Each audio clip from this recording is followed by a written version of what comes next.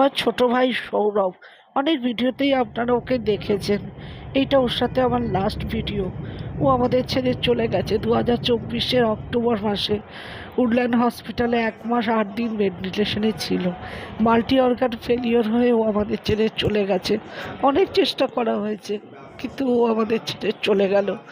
তার আগের বছরই বাপি চলে গেল, ও চলে গেল, তারপর ছোট মাসি চলে গেল।